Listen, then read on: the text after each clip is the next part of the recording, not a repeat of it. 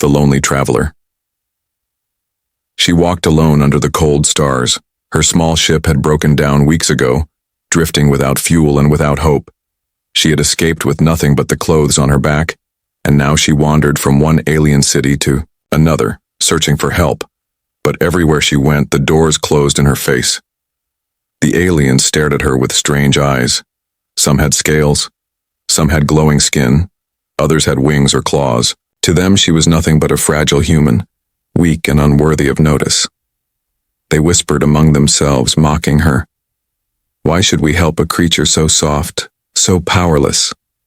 She heard their words but kept walking, because giving up was not. In her heart, her stomach ached with hunger. Her throat was dry, her shoes were torn, yet she pushed forward step by step. As if each step could lead her to safety, she knocked on metal gates, on crystal doors, on carved stone entrances, and each time she heard the same sound, the heavy slam of rejection. Some aliens laughed, throwing scraps at her feet. Others simply turned away as if she did not exist. To them she was less than dust, less than shadow, but inside her chest the human spirit burned. She told herself that one door would open, one voice would hear her cry. Night after night she slept in alleys, under broken roofs or in the shadows of alien towers. The cities were beautiful, full of light, color, and technology beyond her dreams, but none of it was for her. She was like a ghost walking in a world that refused to see her. She remembered Earth, her home, the blue skies and warm sun, the smell of bread baking, the sound of laughter. It felt far away, like a dream fading into the dark. Here among the stars she was truly alone. No family, no friends, no one who cared if she lived or died. But still she walked. Her heart carried a whisper of hope, a spark that refused to die. She thought, if I stop now, if I give up, then humanity gives up with me. For she was not only herself, she carried the weight of her people. She was the only human many of these aliens had ever seen, and they judged her kind through her. One day she came to a great city of glass and stone. The towers rose high, glowing with alien symbols. At the gate stood guards taller than giants, their armor shimmered like silver, and their eyes glowed with fire. She stepped forward, her voice trembling. Please, I need help, food, shelter, anything. The guards looked at her, then laughed. Go away, human, they said. This city is not for your kind. They shoved her back, and the heavy gate slammed shut with a sound that echoed in her chest. She fell to the ground, her knees scraping against the stone. Tears burned her eyes, but she refused to cry. She stood again, dusting herself off, and whispered to herself, I will not break. Her voice was quiet, but inside, it was like steel. The days grew colder, the nights longer. The stars above looked sharp like knives. The wind carried voices she did not understand. But always she heard laughter when she passed. Always she felt the sting of being unwanted. She tried to sell small things she carried, but no one bought. She tried to sing old songs of Earth, but no one listened. She tried to trade her labor, offering to work, to clean, to build. But every time she was turned away. They did not want her hands. They did not want her voice. They did not want her. Her body grew weak, her steps slower, but her eyes still searched, searching for one kind, soul, one open door, one chance. And yet, again and again, she found only silence, and still she walked. The galaxy was vast and cruel, yet in her chest beat a heart that refused to surrender. She did not know it yet, but her journey was only beginning. For the same words that the aliens mocked, the same weakness they saw in her, would soon become her greatest strength. For now, she was just a lonely traveler, lost in endless stars. But destiny was watching, waiting for the moment she would speak the words that no one expected, the words that would change everything, the last plea. The days kept passing and the lonely traveler grew weaker. Her body was tired, her hands shook and her voice grew thin. She had knocked on so many doors, begged in so many streets, and yet no one had given her a place. She was human, and in this galaxy, that meant nothing. Still she did not stop. For in her heart she believed that one voice, one hand, could still reach out to her. She told herself, "If I stop asking, I will disappear. I will vanish like dust." So she walked again, her shadow stretching across alien streets. This time she came to a market filled with bright lights and strange sounds. Creatures with 6 arms sold glowing fruits. Tall, winged, aliens sang as they traded crystals, and machines buzzed as they moved goods from one world to another.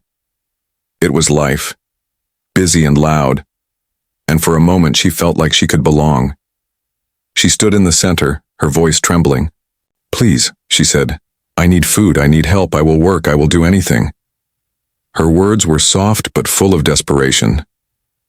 Some aliens turned their heads, some stared, some sneered. "A human," one said. "They are weak, they break too easily," another laughed. "Look at her, she cannot even carry a blade, what use is she?" The crowd shifted, and soon she felt all eyes upon her, eyes that judged, eyes that mocked. Her knees shook, but she did not fall. She lifted her chin, even with her empty stomach, even with her tired soul. Her voice rose again. "I am not nothing. I am human. I will work harder than you think, I just need one chance." But the laughter grew louder. Coins were thrown at her feet like scraps, not gifts, only insults. "Dance for us, human," one alien shouted. "Beg louder," another said. The sound pierced her chest, but she stayed still. She bent down, picked up one coin, and whispered to herself, "One day they will see." Night came, and she sat alone. By the edge of the city, she held the coin in her hand, staring at its strange glow. It was not enough to buy food, not enough to buy shelter. It was nothing, just like how they saw her. Yet still she held it tight, as if holding hope itself, her. Body cried for rest, but her mind burned. She thought of Earth again, of her mother's smile, of her father's stories, of laughter around a table. Would they want me to stop, she asked herself, or would they want me to stand? Her answer was clear. She could not stop. The next day, she returned to the city, not to beg, but to try again. She found the council hall, a great building of stone and glass where leaders of the alien world gathered. She stood before the steps, her legs weak, her eyes sharp. "Please," she called, her voice carrying across the crowd. "I beg you, not for pity, but for a chance." Her voice broke, but she continued. "I can give. I can serve, I can learn, I can fight. Just do not turn me away." The guards at the steps frowned, their weapons gleamed. "Go," one said. "You do not belong here." The crowd murmured, whispers spreading like fire. Why is she here? Why does she try? But she did not move. She fell to her knees, her hands pressed against the cold stone. Her tears fell, shining like glass. Her voice cracked as she cried, "I cannot walk away, I cannot stop. If you close this door, then you close the last hope I have left." The silence that followed was heavy. Some aliens turned their eyes away, unable to look at her. Some sneered, but others watched closely. For in her broken voice, they heard something rare. Something they had forgotten. The guards raised their weapons, ready to drive her out. Yet before they could, an elder alien stepped forward. His skin glowed faint blue, his eyes deep with years. He looked at her, not with hate, but with wonder. "Why do you beg?" he asked. "Why do you not leave? You are weak, and yet you remain." She lifted her head, her face streaked with tears. Her lips trembled, but her words were strong. "Because I am human," she said, "and humans do not leave, even when every door is closed. We knock again. We stand again and we beg again until someone listens." The elder froze. The crowd hushed, for in those words there was no weakness, only fire. But still the guards moved, pushing her back. The doors slammed shut once more. She fell again, the stone cutting her hands. Her voice shook, but she whispered, "If no one will hear me today, then I will return tomorrow." And with that she stood weak but unbroken. The crowd whispered again, but this time their voices carried doubt. Some wondered if perhaps the small human had something greater inside her, something even the strongest alien could not kill. She walked into the night once more, her heart heavy, her body trembling, but inside her soul, a storm was growing. For she knew soon, very soon, her last plea would not be ignored. The words that would change everything were waiting, burning inside her, waiting for the moment to escape. The desperate whisper. The night was darker than before. The stars above looked sharp like knives, and the cold air bit into her skin. She sat against a broken wall, her body trembling, her stomach empty, her spirit hanging by a thread. She had begged, she had cried, she had shouted, but no one had opened their door. For a long time, she stared at the alien coin in her hand, the same coin they had thrown at her like trash. It glowed faintly in the shadows. She held it tight, as if squeezing it could give her strength. She whispered to herself, "I cannot stop, but I have nothing left to give." Her mind raced. She thought of her home, of Earth, of her people. She thought of the faces she loved. She thought of how she carried the name of humanity in a galaxy that mocked her. She asked herself, "What do I still have? What can I still offer?" And then deep in her chest, the answer formed. The next day she returned, her body weak, her steps slow, but her eyes burning. She walked back to the same place where the council had shut her out. The crowd was there again, whispers rising, laughter ready. "The human returns," one alien sneered. "She does not learn," another mocked. She climbed the steps once more. Her knees shook, her lips dry, but her voice rose above the noise. "Listen to me," she cried. "I have asked for food, for shelter, for work, and you refused me." Her chest heaved, her voice cracked. "But now I have only one thing left, and I give it to you." The crowd grew quiet. The guards frowned. Their weapons gleamed. The elder who had spoken to her before leaned forward, curious. "And what is that, human?" he asked. She closed her eyes, her hands trembling, and in the silence, she whispered the plea, words that would change everything. Her voice was soft, almost broken, yet it cut through the air like lightning. "Take my body instead," she whispered. The crowd froze. For a heartbeat, the entire city was silent. The words hung in the air, heavy, shocking, raw. No one laughed, no one sneered. Even the guards lowered their weapons for a moment. Aliens stared at her. Some gasped, some shook their heads, others covered their faces. They could not believe what they had heard. For a human to give up everything, even herself, was beyond their understanding. She lifted her head slowly, her eyes wet with tears, but her voice firm now. "If my hands are useless to you, if my words are nothing, if my life has no value, then take my body, use it, break it, end it. I do not care, but do not say that I offered nothing." The elder's eyes widened. He had lived long, seen many creatures, but never had he seen this. A fragile human girl, broken and starving, yet standing taller than warriors, offering herself, not in weakness but in defiance. The whispers in the crowd grew louder. "Is she mad?" one said. "No," another replied. "She is brave." Some shook their heads, calling her desperate. Others looked at her with new respect. One young alien stepped forward, his voice trembling. "Why, human, why would you give everything when the galaxy gives you nothing?" She turned her gaze on him, her eyes shining. "Because I am human," she said, "and humans give even when there is nothing left. We are not strong like you, not fast like you, not gifted like you, but we endure, we fight, and when we are pushed to the edge, we give even our last breath." The words struck the crowd like fire. Some could not bear it and turned away. Some clenched their fists, but many stared in silence, for they had never heard such truth. The guards shifted uneasily, unsure whether to drive her away or bow before her courage. The elder raised a hand, stopping them. His voice was slow, thoughtful. "Your body, your life, you offer it all, yet it is not weakness I see in you. Human, it is something else, something dangerous, something powerful." The girl swayed, her body ready to collapse, but her eyes never left his.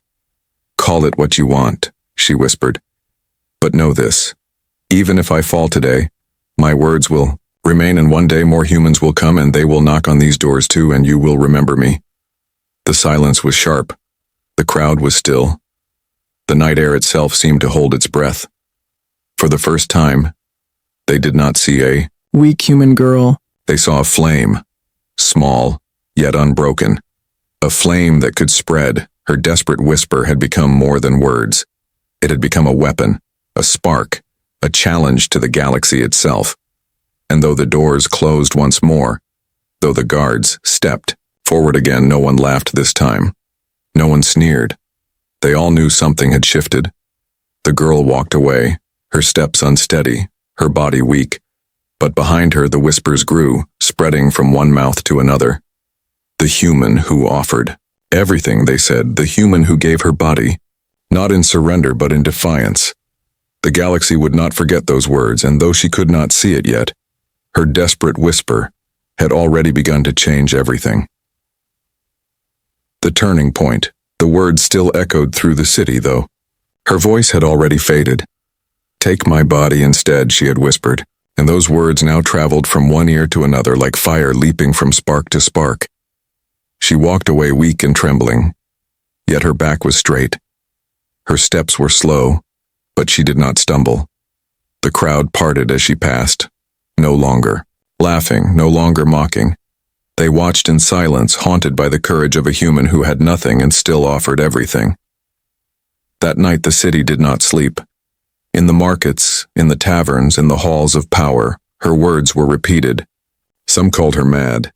Others called her foolish, but a few spoke in hushed tones. "There is fire in that human," they said. "A fire we have not seen in a long time." Inside the council chamber, the leaders argued. One slammed his fist. "She is dangerous. She must be cast out before others begin to listen." Another shook her head. "No, she is only one starving human. She is nothing." But then the elder, the one with blue glowing skin, raised his hand. His eyes were thoughtful, his voice calm. "You do not understand. It is not her body that matters. It is her spirit, and spirit spreads faster than fear." Silence filled the chamber, for they knew he was right. The galaxy feared humans once, long ago, not because of their strength but because of their will. Humans would break, bleed, and still rise, and this girl had reminded them of that truth. Meanwhile, the girl slept in a broken corner of the city, her body curled against the cold stone, her breath shallow, her hands shaking. But in her dreams she saw her family, her home, the blue skies of Earth. She whispered their names, holding on to them like lifelines. She did not know that while she slept, her name was already spreading. The next day, as she walked the streets again, she noticed something different. The laughter was softer, the stares longer. Some aliens no longer mocked. Some whispered as she passed. "That is her, the human." They spoke not with scorn, but with curiosity. At a small shop, a merchant slid a piece of bread across his counter. He did not speak, but he did not take her coin either. She held it in her hands, stunned. The bread was rough, small, but to her it was gold. She ate slowly, each bite heavy with meaning. Not far away, a young alien boy followed her. His eyes wide, he asked shyly, "Did you really say it, human? Did you really offer your body?" She looked at him, tired but steady. "Yes," she whispered, "because sometimes we have nothing else to give, but even nothing can change everything." The boy ran off, shouting. Her words to others soon more followed, watching her not as prey, not as weak, but as something they could not understand. That evening she returned again to the council steps. Her body was still frail, but now the crowd was larger. They did not mock this time. They waited, curious. Her voice rose once more, steady and sharp. "You think humans are nothing, but you are wrong. You think we are weak, but you do not know us. We do not stop. Even when the universe turns away, we do not quit. Even when death waits at the door."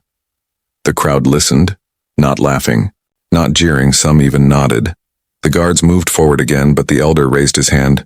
"Wait," he commanded. His eyes stayed on the girl. "You stand here still after rejection, after hunger, after shame." "Why?" She met his gaze, her voice trembling but firm. "Because humans are not measured by strength of body. We are measured by strength of spirit. And spirit does not break." The elder turned to the others. "Do you not see? This is why humans once rose among the stars. This is why they were feared. Not their weapons, not their numbers, but their refusal to die." The council murmured, uncertain. But something had shifted. For the first time, she was no longer invisible. For the first time, her voice had made them pause.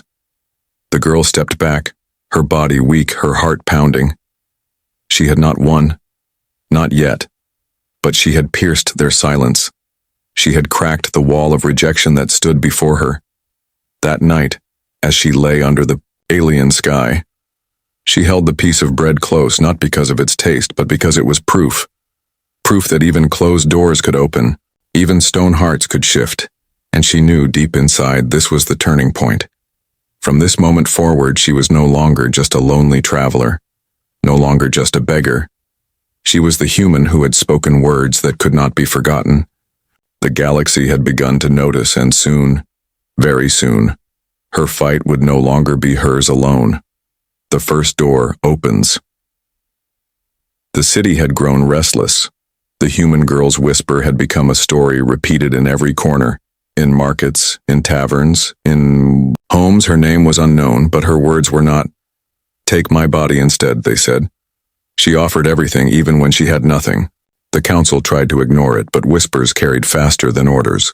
For the first time in many years, humans were being spoken of not with scorn, but with unease. Some feared her courage, some mocked it still, but others felt a strange pull in their hearts. On the 7th night after her desperate plea, she returned again to the council steps, her body weak, her clothes torn, her eyes hollow from hunger, but her spirit unbroken. The crowd was larger than before. Many came not to laugh, but to see. If she would return, and she did. Her voice shook the air, though it was thin. "I am still here," she said. "You shut your doors, you shut your hearts, but I remain. I do not leave, I do not quit, I am human." The words struck again, sharp as blades. The crowd shifted, silence heavy. And then it happened. One alien stepped forward. He was tall, with dark skin marked by silver lines that glowed faintly in the night. His people were known as traitors, proud and sharp, never giving without taking. He looked at her with eyes that held both doubt and respect. "You speak of spirit, human," he said. "But words do not fill the stomach, and spirit does not build walls. Why should I open my door to you?" The girl raised her head. Her knees trembled, but her voice did not. "Because I will not run from work. Because I will give everything I have left, even if it is not enough. Because one day, when your strength fails, it will be spirit that saves you, not muscle, not wealth. But will, and humans carry will like fire." The alien stared at her. His people in the crowd murmured. Some shook their heads, others nodded. Finally, he stepped aside and pointed to the gate. "Come," he said. "For one night I will open my door." The crowd gasped. Some cried out in anger. "Why help her? She is only human." Others whispered, "This has never happened before." The guards hesitated, but the alien's authority was clear. The gate opened, not wide, but enough for one frail human to step inside. The girl staggered forward, her eyes wide with disbelief. She had knocked on countless doors, begged with countless words, and at last one door opened. Her heart pounded, her breath sharp. She whispered to herself, "This is the first." Inside, the alien's home was simple but warm. He gave her bread and water. He gave her a place to rest. She ate slowly, her hands shaking, her eyes filling with tears.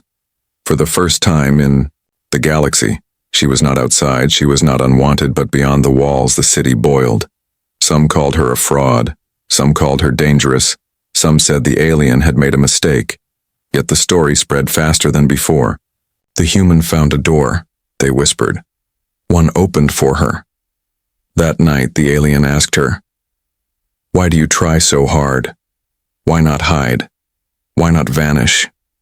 She looked at him, her voice quiet. Because if I vanish, humanity vanishes. True, I may be one, but I carry many.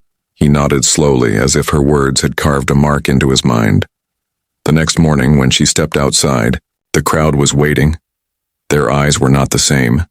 Some burned with anger, others with wonder, but none could ignore her now. She was no longer invisible, no longer just a beggar. She was the human who had broken through the first door. She stood tall despite her weakness. I told you, she said, her voice steady. Humans do not stop. We do not die quietly. We rise, again and again, until even the strongest wall breaks. The silence that followed was heavier than ever before, for deep inside the aliens knew. Her words were not just for herself, they were for all of humanity. And if one human girl could do this, what would happen when more came? The first door had opened, and with it, the galaxy had changed. No matter what happened next, no matter how much resistance came, she had proven a truth that could not be denied. One human voice had broken the silence. One human spirit had cracked the wall, and soon more doors would follow. The rising flame. Tew. City no longer looked the same.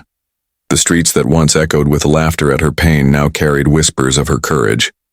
The human girl had found one door that opened, and that single act spread like fire across every corner. Merchants spoke of her in the markets. She did not run even when they mocked her, they said. She stood when all others would have fallen. Children repeated her words in alleys, whispering, "Humans do not stop." Soldiers argued in taverns, some calling her reckless, others calling her brave. The alien who had opened his door to her became both praised and cursed. Some said he was wise, others said he was weak, but none denied that everything had changed. For once a single door opened, the galaxy itself seemed less unshakable. The girl, though still weak, walked through the streets with her head high. Her clothes were still torn, her body still fragile, but her eyes burned with new fire. She no longer carried only her own hunger. She carried the weight of every whisper, every gaze, every secret hope that others now placed on her. And yet danger grew as quickly as hope. The council was restless. Leaders argued louder than ever. She is only one human, some said. Crush her before her words spread further. Others shook their heads. If we crush her now, she will become a martyr. Her spirit will spread faster than before. The elder spoke quietly, his eyes deep with thought. We are witnessing something old, something we thought gone. This is the human flame, and flames, when ignored, do not die. They rise, far beyond the city. The story traveled. Traders carried it to distant worlds. Pilots whispered it in starports. The human girl who offered her body, they said. The human who broke through the first door.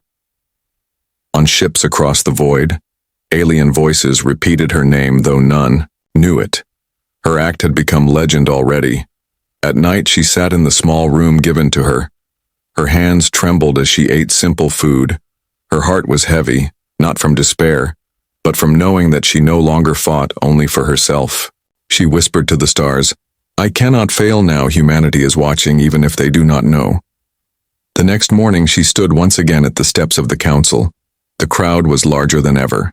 They were not only curious, they were divided. Some shouted for her to leave, others shouted for her to speak. Her presence had become a storm. She raised her hand, her voice steady. You call me weak, you call me nothing. Yet here I stand, and here I will remain. Her eyes scanned the faces before her. You fear me not because I am strong, but because I will not stop. You fear the flame of humanity, because it cannot be extinguished. The crowd roared, some in anger, some in awe, and for the first time, a small group of aliens stepped forward, not to mock, not to attack, but to stand beside her. They were not many, but their presence shook the square. She is right, one shouted. Strength is not only in body. The council guards moved to break the gathering, but hesitation filled their steps. The fire in the air was growing. It was no longer just her flame. It was spreading that night in homes across the city. Families whispered of the human girl.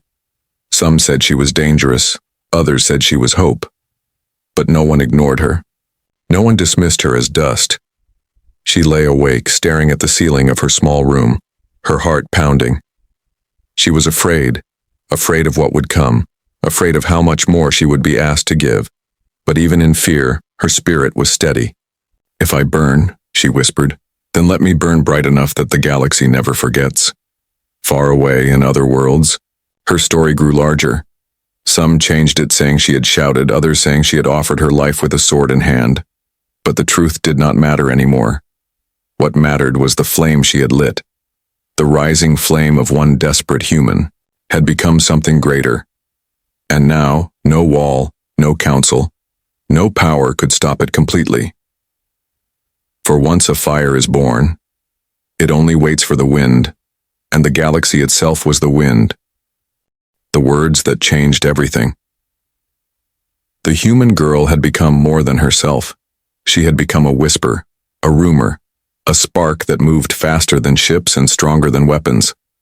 Across the city and beyond, her story was carried like fire in dry grass. The council tried to silence it, but every attempt only made her flame brighter. On the 12th night, the square before the council was filled, not with a handful, not with dozens, but with hundreds, aliens of many kinds, some tall as towers, some small as children, stood shoulder to shoulder, their eyes fixed on the frail human who stood at the steps once more. She was weak, her body trembling, but her eyes shone. The door that had once opened to her had given her strength. The whispers that spread across worlds had given her power. And now, she stood not as a beggar, but as a voice for something larger. The guards shouted for the crowd to disperse. Their weapons gleamed. The council demanded silence. Yet when she raised her hand, the noise fell away. Her voice was soft at first, but it carried. "You called me weak. You called me nothing. You closed your doors, and yet here I stand still." The crowd murmured, and she continued. "Do you not see I am not here only for myself, I am here for humanity. I am here for every voice that was silenced, for every door that was shut, for every heart that was cast aside." The elder stepped forward again, his eyes sharp. "And what do you seek, human? What is it you want?" She drew in a deep breath, her body swaying, her voice cracked, but her spirit did not. "I seek only this," she said. "That you see us, that you know us, that you remember that humans are not shadows, not dust, not prey. We are flame, we are hope. And even when we are broken, we burn." The words rolled through the crowd like thunder. Aliens gasped, some wept, some shouted, some bowed their heads, for they felt it, her truth, her fire, her unyielding spirit. And then, the moment came. One by one, more doors opened. Not just the door of the traitor who had given her shelter, but doors across the city, across the streets, across the towers. Lights flickered on, gates unlocked. Voices called out, "Let her in, let the human in." The council could not stop it. The guards lowered their weapons, not from orders, but from doubt, for even they felt the fire in her words. She fell to her knees, her body too weak to stand, but her lips curved in a trembling smile. She had given everything, and in return she had changed everything. From that day forward, her name spread not only as a whisper, but as a legend. She became the story mothers told their children, the story traders carried across the stars, the story soldiers remembered before battle. She was the one who knocked on every door, the one who never gave up, the one who whispered the words that shook the galaxy they said no one forgot. The phrase became more than her own. It became humanity's banner. We are flame. We are hope. Even when broken, we burn. And the galaxy, once cold and closed, began to shift. Some still feared, some still hated, but none could deny the truth. Humans were not gone. Humans were not silent. They were rising again, one voice at a time. The girl, who had once wandered starving and alone, had become the turning point of her people's story. She had proven that even the smallest flame could light the darkest night, and so in every corner of the stars, her desperate whisper was remembered, not as weakness, not as surrender, but as defiance, as courage, as humanity itself. The words that changed everything.